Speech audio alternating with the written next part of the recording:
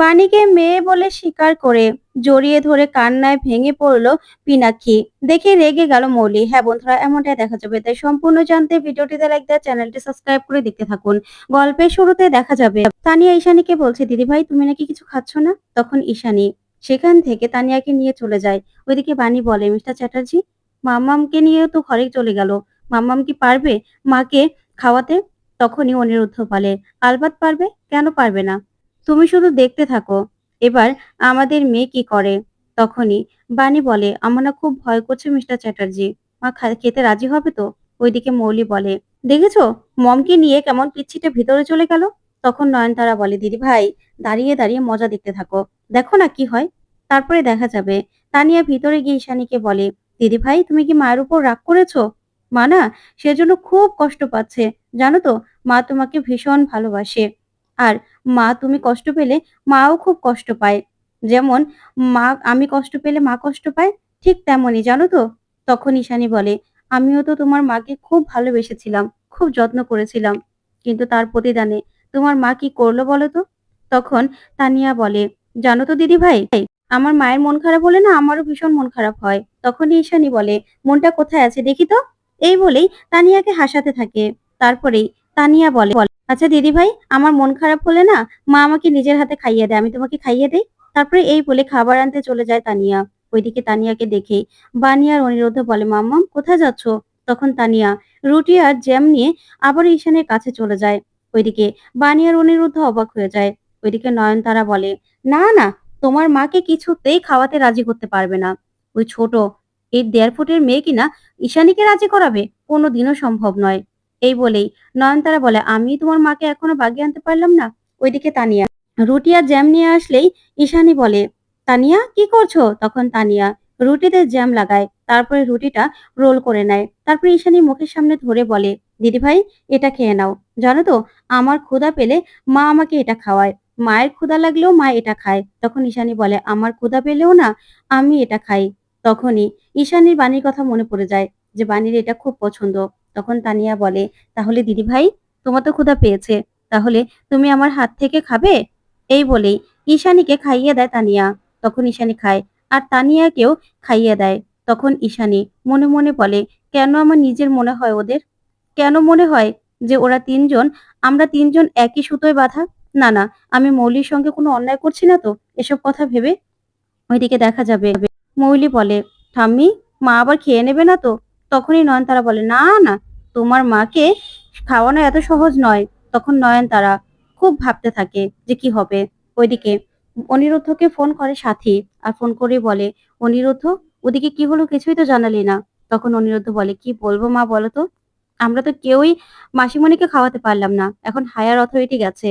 তখন সাথী বলে, কে তানিয়া? তখনই অনিরুদ্ধ বলে, হ্যাঁ মা, তানিয়া। এবার দেখা যাক প্রিন্সেস খাওয়াতে পারে কিনা। তখন সাথী বলে, তাহলে তানিয়া ঠিক পারবে, জানি তো, আর শত হলেও ঈশানীর রক্ত তো। তখন অনিরুদ্ধ বলে, বানিও তো মাসিমণির রক্ত মা, তাহলে বাণীকে কেন ক্ষমা করতে পারছে না বলো তো? তখন সাথী বলে, আসলে ঈশানীকে তো আমি চিনি। ঈশানী না নিজের বিবেক দ্বন্দ্বে ভুগছে। ও ভাবছে যে মৌলি ওর মেয়ে, মৌলির সঙ্গে ও অন্যায় করছে না তো। এই কথাগুলো ভেবেই না ও বাণীকে অ্যাকসেপ্ট করতে পারছে না। তবে তুই চিন্তা করিস না, দেখবি সবকিছু ঠিক হয়ে যাবে খুব তাড়াতাড়ি। এটা প্রমাণ করতে হবে যে বাণী ওই বাড়ির মেয়ে, তাহলেই দেখবি সবকিছু ঠিক হবে। তখন অনিরুদ্ধ বলে, মা এটাই তো চেষ্টা করছি, এখন দেখা যাক কি হয়। তখন সাথী বলে, আচ্ছা ঠিক আছে, ওইদিকে কি হয় আমাকে কিন্তু জানাবি, ঠিক আছে। এই বলে ফোনটা রেখে দিলে অনিরুদ্ধ ফোনটা রেখে দেয়। তারপর দেখা যাবে তানিয়া আসে। তখন অনিরুদ্ধ বলে, খেয়েছে? তখন তানিয়া বলে, না একটু উপোস ভেঙেছে আর কি, বেশি খায়নি, একটুখানি রুটি খেয়েছিল। তখনই ঈশানী আসে আর এসে বলে, বানি তুমি কি না এই বাচ্চা মেয়েটাকে দিয়ে আমাকে ম্যানিপুলেট করার চেষ্টা করছো? হুম, ওকে দিয়ে আমাকে খাওয়ানোর চেষ্টা করছো। উপোস ভেঙেছি ঠিক আছে, কিন্তু আমি কিচ্ছু মুখে দেব না। তখন অনিরুদ্ধ বলে, না মাসিমণি ভুল বলছেন, ম্যানিপুলেট করার ইচ্ছে থাকলে অনেকভাবেই না ম্যানিপুলেট করা যায়, সেটা কিন্তু করছি না। ওইদিকে বানি বলে, মা আমি না আপনার জন্য রান্না করেছি, আপনি চলুন না, একটু খেয়ে নেবেন, আপনার শরীরটা তো খারাপ করবে। তখনই ঈশানী বলে, এত যখন আমার চিন্তা তাহলে এখান থেকে চলে যাচ্ছ না কেন? তখন বানি বলে, চলেই তো যেতাম মা, কিন্তু আপনার মেয়ে বলেই এখান থেকে আমি চলে যাচ্ছি না। তারপরে দেখা যাবে ঈশানী প্রার্থনা করতে থাকে আর বলে, বানি ছোটবেলা থেকে অনেক কষ্ট করেছে। তুমি দেখো বানি যেন এবার নিজের সবটুকু অধিকার ফিরে পায়। যে সুখ ওর হওয়ার কথা, সেই সুখ যেন ও পায়। তারপরে দেখা যাবে ঈশানীকে সবাই মিলে সাথে থাকে। তখনই মৌলি বলে, "মম, তুমি ওদের কথা খেয়ে নেবে?" তখনই অনিরুদ্ধ বলে, "কেন মৌলি? মাসিমণি তো তোমার মা। তুমি সবসময় দাবি করছো তাহলে তোমার মা খাচ্ছে না, সেটা নিয়ে তোমার কোনো রকম মাথা ব্যথা নেই?" তখন ঈশানী মনে মনে বলে, "তাই তো, মৌলি একবারও আমার খাওয়া নিয়ে টেনশন করলো না।" তারপরে দেখা যাবে মৌলি বলে, "আমি 5 স্টার থেকে খাবার অর্ডার করে দিচ্ছি।" তখন বানি বলে, "না, মায়ের শরীরটা ভালো নাই। তাই মা এসব খাবার খেলে আরো অসুস্থ হয়ে যাবে।" তখনই দেখা যাবে ঈশানী বলে, "আমাকে ম্যানিপুলেট করছো?" তখনই অনিরুদ্ধ মনে মনে বলে, "ম্যানিপুলেট তো তোমাকে করতেই হবে।" তখন অনিরুদ্ধ বাণীকে বলে, "বুঝতে পেরেছো বাণী? তোমার হাতে রান্না করা খাবার যদি মাসিমণি খায়, তাহলে না আর কিছুতেই তোমার উপর রেগে থাকতে পারবে না। তাই মাসিমণি খেতে চাইছে না।" তখন ঈশানী বলে, "এটা কোনো কথা হলো?" তখনই পিনাকি বলে, "শোনো তো, আর খাবারের উপর রাগ নয়। চলো খেয়ে নেবে।" তারপরে সবাই মিলে খাবার টেবিলে বসে পড়ে। ওইদিকে দেখা যাবে বানি কি রান্না করেছে সবকিছু বলতে থাকে। এদিকে ঈশানী মনে মনে ভাবে, বানি আমার পছন্দের সব রান্না করলেও বানিকে আমি কিছুতেই আমার মেয়ের জায়গা দিতে পারবো না। আমি মৌলিকে আমার সন্তান নয়, এটা আমি মানতে পারবো না। তারপরে দেখা যাবে বানির হাতের রান্না খেয়ে ভীষণ খুশি হয়ে যায় পিনাক্ষী আর ঈশানী। এদিকে মৌলি বলে, "এসব কোনো খাবার হলো? আমি খাবো না।" তখন নয়নতারা বলে, "দিদি ভাই খেয়ে নাও, না হলে কিন্তু সমস্যা হতে পারে।" তারপরেই নয়নতারা মনে মনে ভাবে, ডালটা তো ভীষণ ভালো হয়েছে, কিন্তু কি করে চাইবো আমি ডালটা? কিছুই তো বুঝতে পারছি না। তারপরেই বাহানা খুঁজতে থাকে নয়নতারা। ওইদিকে পিনাক্ষী আর ঈশানী ভীষণ খুশি হয়। ওইদিকে অনিরুদ্ধ বলে, "কি মাসিমণি, বানির হাতের রান্না খেয়ে একটুও কি তাহলে রাগটা কমলো?"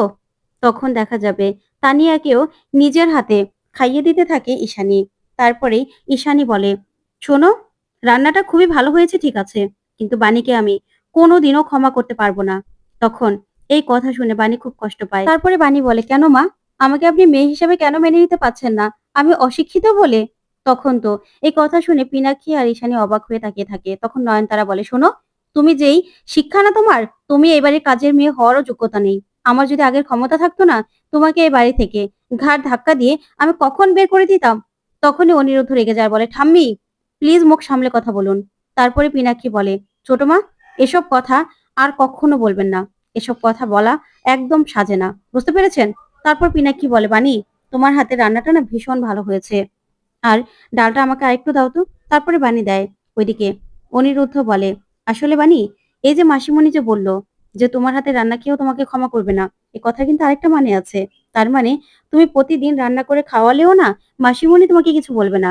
তার মানে তোমার এই বাড়িতে থাকা কনফার্ম। প্রতিদিন তোমার হাতে রান্না খেতে চায় মাসিমণি, তাই তো মাসিমণি?" তখন না ঈশানী আর কিছুই বলে না। তারপরেই পিনাক্ষীকে ফোন করে দাদু। তখন পিনাক্ষী ফোনটা রিসিভ করে বলে, "হ্যাঁ বাবা, বলো।" তখনই পিনাক্ষী বলে, "কি? মৌলির বিয়ে? কার সঙ্গে?" তখন তো মৌলি অবাক হয়ে যায়। তখন পিনাক্ষী বলে, "তোমার বন্ধুর ছেলের সঙ্গে? কি বলছো তুমি? আমি লাউড স্পিকারে দিচ্ছি।" তখন পিনাক্ষী লাউড স্পিকারে দিলেই মৌলি বলে, "আমার বিয়ে? না না, এটা হতে পারে না।" তখন দাদু বলে, "হ্যাঁ, কালকেই দিদি ভাইয়ের বিয়ে। আমি আসছি, সব ব্যবস্থা করে ফেলো।" তারপরে মৌলি এই কথা শুনে প্রচন্ড ভয় পেয়ে যায়। আর তখনই দাদু বলে, "ও ভালো ছেলে, বিদেশ নিয়ে চলে যাবে।" আর মৌলি এমনিতেও ব্যবসাটাকে তো একদম ডুবিয়ে দিচ্ছিল। তাই মৌলি এখান থেকে অংশ পাবে ঠিক আছে, কিন্তু ওকে আর ব্যবসায় থাকতে হবে না। তখন তো নয়নতারা এই কথা শুনে মুখটা একদম ভার হয়ে যায়। তারপরে দেখা যাবে অনিরুদ্ধ আর বাণী দুজন দুজনের দিকে তাকিয়ে থাকে। ওদিকে নয়নতারা বলে, "না, এটা কিছুতেই হতে পারে না। যে পরিকল্পনা করে আমি এ বাড়িতে এসেছিলাম, সেটা আমি কিছুতেই ভেস্তে দিতে পারি না।" ওইদিকে কুয়াশা আর বিদ্যুৎ দাঁড়িয়ে আছে। তখন নয়নতারা বলে, "আচ্ছা, তোমরা কি খবর বলার জন্য এখানে এসেছো বলো তো?" তখন বিদ্যুৎ বলে, "আসলে ম্যাডাম, আমি না ভুল করেছি। আমি টিকিট কেটেও লটারি পাওয়ার আগেই টিকিটটা ছিঁড়ে ফেলেছি। না হলে এখন তো দেখছি লটারির পুরস্কার হলো কোটি টাকা।" তখন কুয়াশা বলে, "দেখো বিদ্যুৎ, আমি কিন্তু তোমাকে একদম শেষ করে দেব। তোমার টিকিট কেটে তোমাকে উপরে পাঠিয়ে দেব। তুমি কিন্তু বড্ড বার বেড়েছো।" তখন নয়নতারা বলে, "দেখো, এখানে কি জন্য এসেছো, কি জন্য ডেকেছো সেটা বলো। তোমার কাছে এগুলো শুনতে আসিনি।" তখন বিদ্যুৎ বলে, "আসলে আমি না একটা কথা শুনেছি। ওই যে আপনাদের ছেলে পিনাকি আর হলো আপনার ওই যে নকুল নাকি?" তখনই ঠাম্মি বলে, "হ্যাঁ, নকুল।" তখন বিদ্যুৎ বলে, "ওরা বলছিল যে বানি নাকি রায় বাড়ির উত্তরাধিকারী।" তখন তো নয়নতারা এই কথা শুনে প্রচন্ড ঘাবড়ে যায়। তারপরে দেখা যাবে মৌলিও ভয় পেয়ে যায়। তখন বিদ্যুৎ বলে, "এই কথাটাই তো ওনারা বলাবলি করছিল। আসলেই কি বানি এই বাড়ির উত্তরসূরি?" তখন নয়নতারা বলে, "না না দিদিভাই, এই কথাটা সবাই জানছে কি করে?" তখন মৌলি বলে, "সেটা তোমার ছেলে নকুলকে গিয়ে জিজ্ঞাসা করো না, আমাকে তো হুমকি দিয়েছিলে তাই না? তারপর মৌলি বলে, শোনো, বানি এই বাড়ির কি করে উত্তরসূরি হবে? এগুলো না ওই নকুল আঙ্কেল, ওর তো মাথা ঠিক নেই, তাই ওকে দিয়ে বলাচ্ছে অনিরুদ্ধর বাণী। তখনই বিদ্যুৎ বলে, তার মানে আপনি এই বাড়ির মেয়ে নন, তাই তো? আপনি শুধু এই বাড়িতে গেড়ে বসে আছেন। ওই বাণী এই বাড়ির মেয়ে। তখন কুয়াশা বলে, না হলে এসব কথাগুলো বললে আপনারা ভয় পেয়ে গেলেন কেন? তখন ঠাম্মি বলে, শোনো কুয়াশা, একদম বেশি বাড়াবাড়ি করার চেষ্টা করবে না। তখন মৌলিও রেগে যায় আর বলে, একদম বেশি কথা বলবে না। এসব কথা শোনার জন্য না এখানে আসিনি। তখন নয়নতারা বলে, নিজেদের লিমিটের মধ্যে থাকো। তখনই দেখা যাবে বিদ্যুৎ মনে মনে ভাবে, এই ঠাম্মি আর নাতনিকে চোখে রাখতে হবে। ওদের তো কিছু একটা ব্যাপার আছে যেটা আমাকে জানতেই হবে। অন্যদিকে দেখা যাবে পিনাকি বসে আছে। তখন অনিরুদ্ধ বাণী আসে আর এসেই বলে, আমাদের ডেকেছেন?